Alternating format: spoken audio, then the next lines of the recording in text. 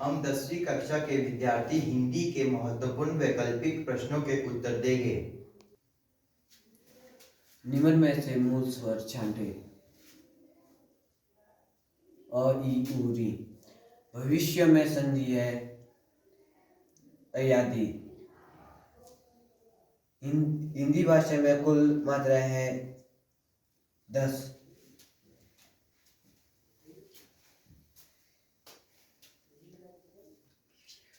जिन संस्कृत शब्दों में हिंदी में ज्यों का त्यों प्रयोग होता है उन्हें कहते हैं तत्सम।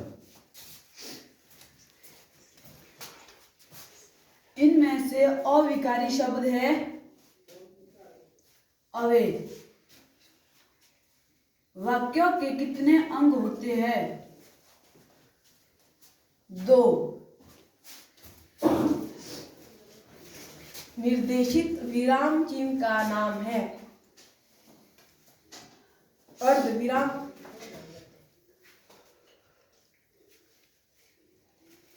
रामचरितमानस की शैली में लिखा गया है। दोहरा छपाई। गंगा का वर्ण विच्छेद है। गौ प्लस न प्लस गौ प्लस आ।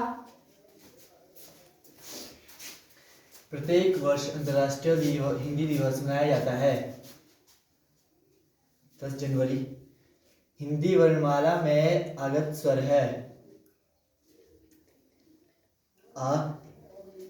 रचना के आधार पर वाक्यों के भेद है 3। वर्तमान में प्रचलित हिंदी भाषा किस बोली का स्वरूप है? खड़ी बोली। कात्यायनी महाकाव्य किसकी रचना है? जयशंकर प्रसाद।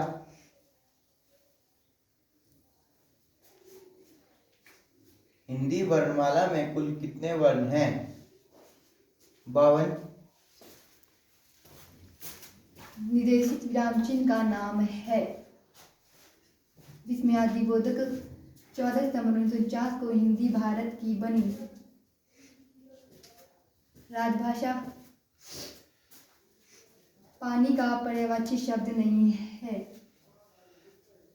उदर। राष्ट्र का वर्ण विच्छेद है र आ श ट र अ। वात्सल्य रस का सम्राट किस कवि को कहा जाता है? सूरदास। भारतीय संविधान में कितनी भाषाओं को मान्यता प्राप्त है? 22। गोवा राज्य का संबंध किस भाषा से है? कोंकणी। हिंदी किस भाषा परिवार की भाषा है? भारोपियो। हिंदी भाषा समूह की कितनी उपभाषाएं हैं? 5। तुलसीदास और सूरदास किस काल के कवि थे? भक्तिकाल। महात्मा बुद्ध के उपदेश किस भाषा में हैं? पाली। व्याकरण ग्रंथ अष्टाध्यायी के रचनाकार महर्षि पाणिनि। क्रिया किसे कहते हैं? इसके मुख्य रूप से कितने भेद होते हैं? क्रिया किसी काम के करने या होने को क्रिया कहते हैं। क्रिया के दो भेद होते हैं, सकर्मक क्रिया, अकर्मक क्रिया। सूरदास की रचनाओं के नाम? सुरसावली और सुरसागर साहित्य लहरी। बोली और भाषा में अंतर। बोली कम क्षेत्र में होती है और भाषा का क्षेत्र ज़्यादा होता है। बोली का व्याकरण नहीं होता, भाषा का अपना व्याकरण होता है। वाच्य किसे कहते हैं? इसके भेद। क्रिया के जिस रूप से हमें यह पता चलता है कि वाक्यों में कर्म की प्रधानता है या कर्ता की प्रधानता है या भाव की प्रधानता है। वाच्य के 3 भेद होते हैं, कर्तृवाच्य, कर्मवाच्य, भाववाच्य। शब्द और पद में अंतर स्पष्ट करें। वर्णों के सार्थक मेल को शब्द कहते हैं। जब शब्दों का वाक्यों के रूप में प्रयोग किया जाए उसे पद कहते हैं। प्रेरणार्थक क्रिया की व्याख्या। जब कर्ता स्वयं कार्य नहीं करता, दूसरे से कराता है, उसे प्रेरणार्थी क्रिया कहते हैं।